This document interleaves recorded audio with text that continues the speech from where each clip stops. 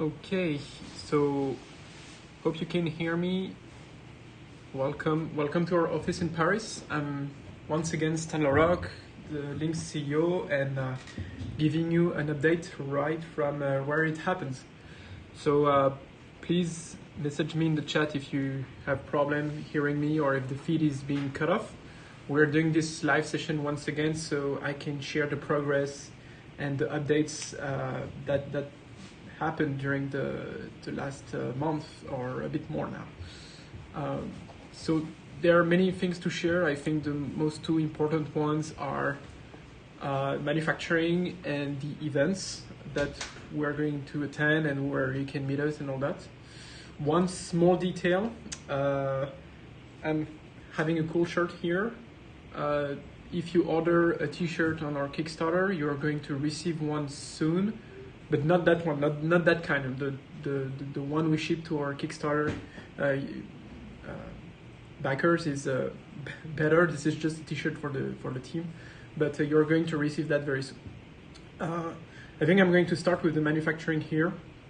So the news is that we have a few weeks of delay. We slipped from April and we are going to deliver the first Kickstarter headsets in June, July. So in a way it's a bad news, but you also have to understand what's happening, you know, like in the manufacturing world of headsets and electronics right now on the planet. It's drama every week. For those of you that work in this space and try to order a camera or a display, I'm sure you've seen the lead times lately. So I'm glad we could order the PCs, the material before those lead times went crazy.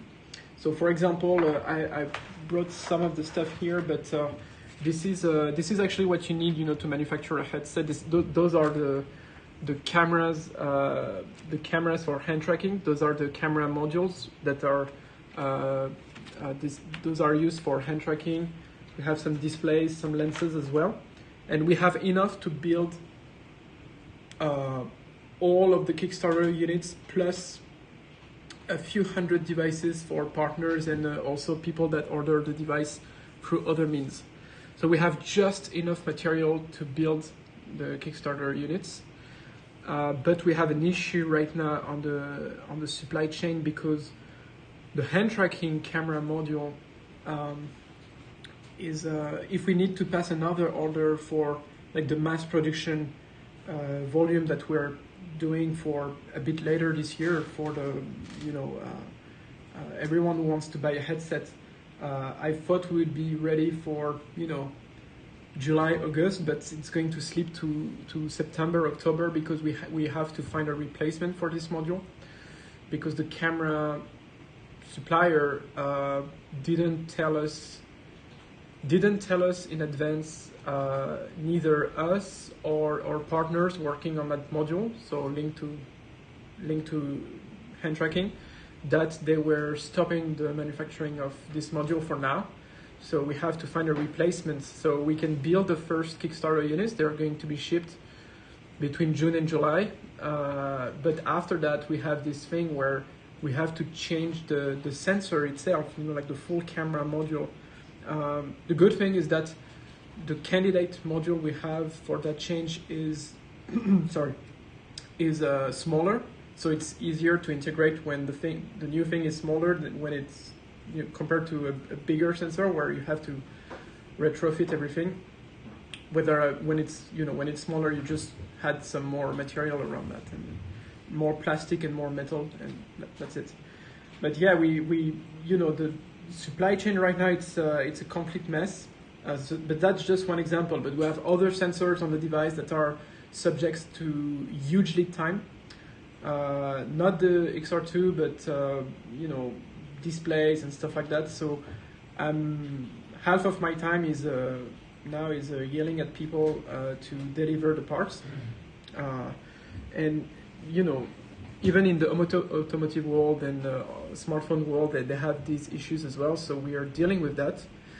It's an interesting job. The team is hard at work making sure that we have everything we need to assemble. Our Taiwanese manufacturer is ready to assemble actually. So we are making sure we have the parts. And so the delays we have are not linked to technology. It's not linked to, it's not because we will have issues on some features and we're not ready to ship, like, I don't know, 6DoF or the rendering of the lenses. That's not part of that at all. It's just issues of supply chain. And, there are other projects in the VR space that completely abandoned because of that. You remember the Deca Gear headset, but we're not in that situation at all, but it's affecting everyone, and we're in that, but we have at Linx we have too much energy to stop anything. We're really convinced that putting our headset on the market is the most important thing we can do today, and it's an ongoing process. I'll keep you guys informed. I'm also sorry for the Kickstarter backers that don't check our social media or other means of communication. We'll post more updates in the coming weeks, and we are also in the process of hiring someone that will basically do my job, because it's not my job anymore. I don't have time to. I don't have the time I would like to communicate as much as I want, and it's part of the company growing as well. But we are hiring someone from that position. Thank you for some of us that already contacted us for that role. You will hear back from me, but I have to sort all my emails this weekend. So that brings me to another topic, which was GDC, Laval Virtual, all the events we made and we're continuing to do. So last week I was in San Francisco for a few days for GDC, which is the Game Developer Conference, and I was surprised to meet a lot of people from the industry, because usually GDC is it's like only games, but I saw people from AR and VR that are making products that are not in gaming yet. So it's interesting to see the industry moving, and I had so much information on like rumors and everything. And every time I go to San Francisco, Silicon Valley is you can't keep a secret there. It's really amazing. But there are many things happening, especially regarding video see-through, video pass-through. Like the way we are doing mixed reality. You might have heard that, of course, Meta is working on that because they're working on everything, but it's a real product for them. But there are many other headsets that are going to do the same thing as what you're seeing in Linx. So in the coming months and also next year, competition will be really there for us. And, I still believe we made some interesting technological bets that are not going to be there on other headsets. There are things that you will see on other headsets that are not in Linx version 1, of course. But it's going to be an interesting landscape of differentiators between headsets. And one of our differentiator is that our headset is not linked to rear identity. We're not tracking you when you're wearing it, which I think is a huge plus. And this is why also lately the European Commission reached out to us, and we're working on legislation with them here. There are many things happening like backstage. I think between September and December, the mixed reality stage with like the big competition, and also legislation and how the ecosystems are moving and are going to be regulated is going to be really interesting. But we are still on the same path as usual. And GDC was interesting. We made a lot of demo. We were at the Qualcomm private demo area. So if you went there and didn't see us at the Qualcomm booth, it was because we were somewhere else in another Qualcomm area. But we made a lot of demos. And I remember one of those demos, there was a woman with like afro hair, like very big hair, and we were afraid that the headset will not fit, but it could fit on her head, so the mechanical team was very happy. So far, we made, I think, close to 2,000 demos of the headset to all across the world to very different people, and so far everyone was able to fit it on their head and see the correct image with the lens, adjust their IPD, and we had to make like a lot of iterations since early 2021 to get there. So I'm really happy about that. And the next show for us is going to be in France. We are making Laval Virtual. It's a show where you have mostly professionals here, but it's going to be one of our biggest events so far because we'll have a huge booth with a lot of demos. We're going to show Steam VR, OpenXR, controllers, a lot of that. So all of that will be shown from April 12th to the 14th, so in 2 weeks. We're also preparing that here. And we're going to film a lot of that, so you expect to see a lot of footage on our YouTube channel and on social media, where we're going to demo tracking, hand tracking, 6DoF, and depth reconstruction. Reconstruction of the tracking cameras. We are going to demo, as I told you, Steam VR for a stream from a PC over Wi-Fi. We're going to demo the Vive index controllers, the Finch controllers. The team here, I see some of the software engineers in this room that are working on some demos, both in VR and AR and some stuff in between.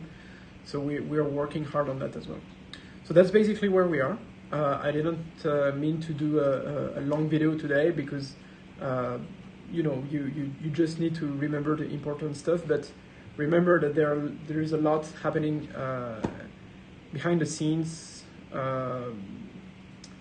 and about the competition, we're not afraid because it's really a satisfaction for us at Linx to see that most of the projects of headsets that are going to be product soon are doing mixed reality, and I think more and more people in the industry understand that mixed reality is the thing that is really going to get the consumer market, and consumer will get mixed reality way more than just VR or just AR, and VR is going to be a subset of mixed reality. And I was working on those technologies now for a long time. I was always convinced, and I'm glad that I'm glad to see that we were right, and that we still have some edge on some stuff here, like latency, rendering for that, and some interesting stuff we're doing with the headset.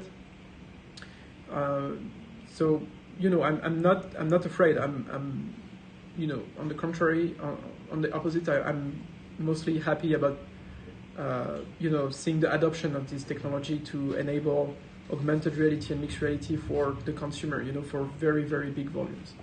And this is where we'll see, people going outside with the headsets. Maybe not in the streets at first, but like in parks, in some specific locations. Probably in 2023, we're going to see interesting games released for that purpose. Like some game studios. I heard at GDC that some game studios are working for games that are going to be only using pass-through in the new headsets, including Lynx. So yeah, it's pretty interesting. So that's it for me for today. I will take your questions in the chat. I don't have Shuki because he's sick today, so I will have to scroll back. Okay. All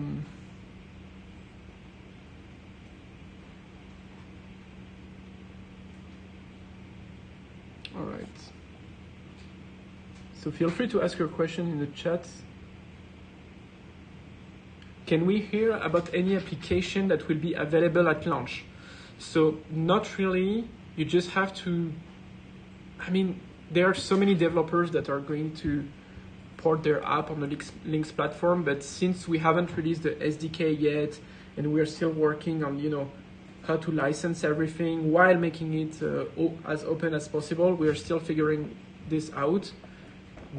I can also tell you we are still working with SideQuest, and I can't give details, but it's going to be huge. Will the headset will be available through Amazon? I don't think so, not this year. Not this year, but it's available from our website directly. And for some of the professional customers, depending on where you are in the world, we'll have local distributors. Did you lose weight? Probably. I'm very tired. Can you confirm that this is the 1 day per year that Facebook is a good company? Oh, because it's April 1st. Yeah, okay. Okay, you can have that. So what does Linx software development look like? If we have an Android app targeting OpenXR, are we good? Yeah. So essentially you have to know that we are targeting Android 12. So the headset will be an Android 12 based headset, and you can develop application through Unity or Unreal. We will have something like a native OpenXR SDK, but it's not yet a priority. We just want Unity and Unreal Dev to get on board. So there is a small SDK with like our camera, our hands, and very classic stuff here. And it's OpenXR. The runtime will be only OpenXR.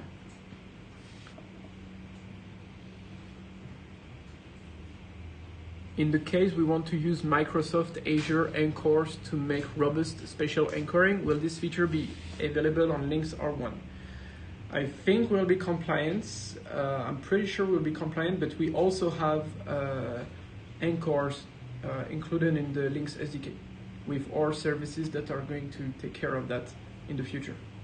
So there is this notion of anchors that we have in our code. It's not being used a lot yet, but yeah, you'll be free to do whatever you want here. Will you ship to Russia? That's a very interesting question. Yeah, the team is laughing here. I don't think so. I think we'll have to cancel the orders of people in Russia for many reasons. So we'll refund them, but legally it's too complicated. I don't want to get involved in that, and it's what's happening is really bad, and I think we shouldn't ship to Russia for now, for many reasons. I don't know what I can say legally here, but I think we'll refund people that bought the headsets and want to be delivered in Russia. We'll reach out to them. So will all Kickstarter units have their original camera module? Yes, you will have this. Actually, the Kickstarter will have those exact camera modules. Those are OV9282 based, like from Omnivision. So yeah, and the next one will be probably the OG01A 01B sensor. Will Linx allow for 3D mesh recreation? Yeah. Yeah, this is something we're going to demo also in 2 weeks. So we are doing like 3D mesh reconstruction with the 6DoF cameras. So those cameras here, not the bluish one, but the one that have the biggest baseline, they're used for 6DoF, and they're also going to be used for 3D reconstruction. We're using those cameras because since they have the biggest baseline, they are in the best position on the headset to have the best distance for mesh reconstruction.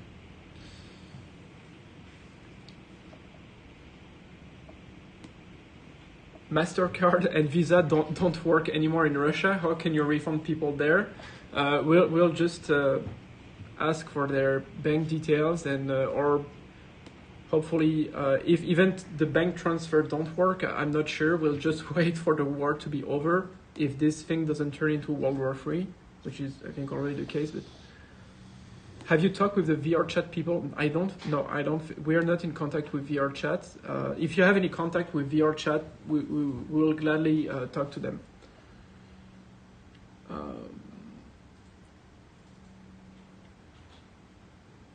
When will the Kickstarter survey for shipping addresses be sent out?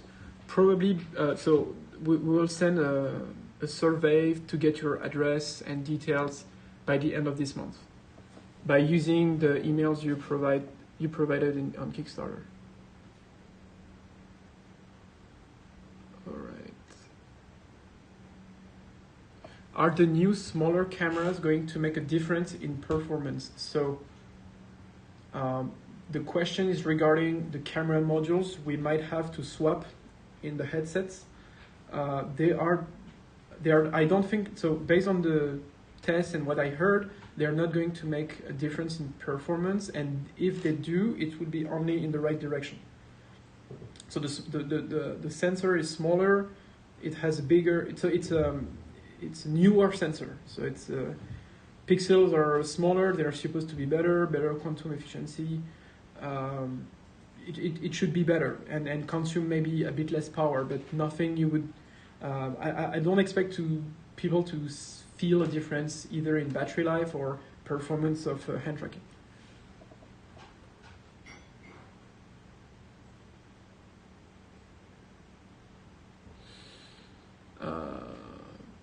Could Leia stereoscopic 3D Android apps be used inside the Lynx? You would have to recompile. We are not using the same stack as Leia. Can custom camera modules be made to do facial eye tracking with Linx? So you could. So if you use the USB-C that is up here on the headset, you can plug a UVC standard camera and like any webcam out there, and you could access that through Android. And we will have a sample in our SDK to explain you how to do that. But you could grab frames. You can grab frames from other cameras in Linx if they are plugged in the headset. So if you have a camera that can fit and look at your face or your eyes, then you should be able to then do eye or face tracking. Yeah. We are also able to, I think I told you that last time, but we are also able to grab the frames at runtime without losing latency of any of the 6 cameras. And we are also able to grab the frames composited, like to be able to cast what the headset is rendering without distortion on the TV or on a remote screen.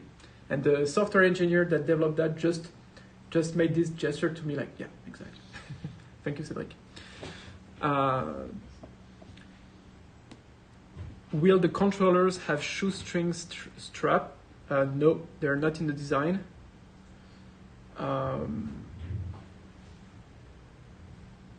All right. So I see there are not only comments, but some ideas as well. Thank you. It's getting in my head and talk with the team about all that. Will there be support for Godot? Yeah, that's on the roadmap. We always had Godot in mind for the 3D engines that we want to support.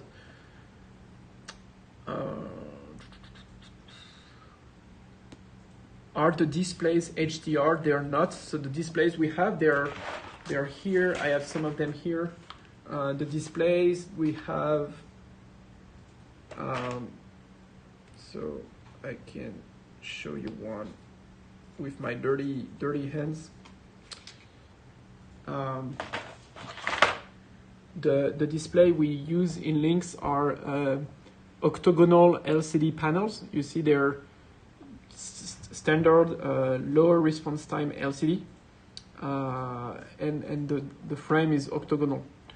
But they are not HDR. The backlight is a standard LCD LED backlight. But perhaps it will improve in the future. Will you continue doing these streams after hiring a communication person? Yeah, I want to be able to keep talking freely. Any MIPI CSI2 connectors for cameras inside? So technically the XR2, the chipset we're using is able to handle one other camera because the XR2 can handle 7 and we have 6 on the headset, but there is no connector on the main board. So the main PCB doesn't have the connector for that 7th camera, so there is no slot left here. Will a browser app be able, like a web browser, be able to access the pass-through cameras for web apps that usually utilize more ordinary cameras? Yeah. So, I mean, yeah, I mean, I want to say yes, but we are going to start working with the Wolvik team. So let me put it in the chat for the spelling. We are going to support Firefox Reality through the implementation of Wolvik, which is a WebXR compatible browser. How do you pronounce that? Web browser from the Igalia company, and we are going to start that with them in a few weeks, I hope. But we want to ship the headsets and to have on day one, WebXR compatible application. They should be able through OpenXR and WebXR to access the pass-through cameras, but we have yet to test that. Will software that use PCVR wirelessly be shipped with the Linx, or will other apps like Virtual Desktop need to be used? No, you don't need to use the Virtual Desktop to stream SteamVR, for example. Will the headset be available through Amazon once it's generally available? Yeah, most probably. Yeah, we'll see with the major distributors, and Amazon is one of them. I hope we'll reach the volumes, but we'll see. I will have a better answer to give you probably around September, October this year. All right, so that was a lot of questions.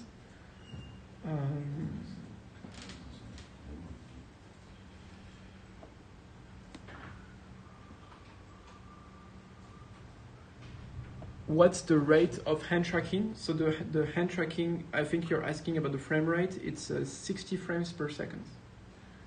So the 6DoF is 30, and the hand tracking is 60, and the rendering is 90.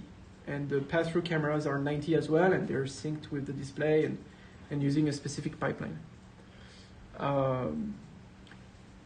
All right, so, and if you have any other question regarding the project, and I didn't answer that today, or you'll think about it after the end of the stream, you can ask for the next stream, and I hope to do that. I think we'll have enough to update after Laval Virtual and some manufacturing updates. So expect the next live to be between 3 weeks and a month, like 3 to 4 weeks. All right, so see you everyone, and follow the progress. Keep checking the Kickstarter where we'll post more updates than before. Check Twitter, check also YouTube, and sometimes LinkedIn. But yeah, see you soon. Bye.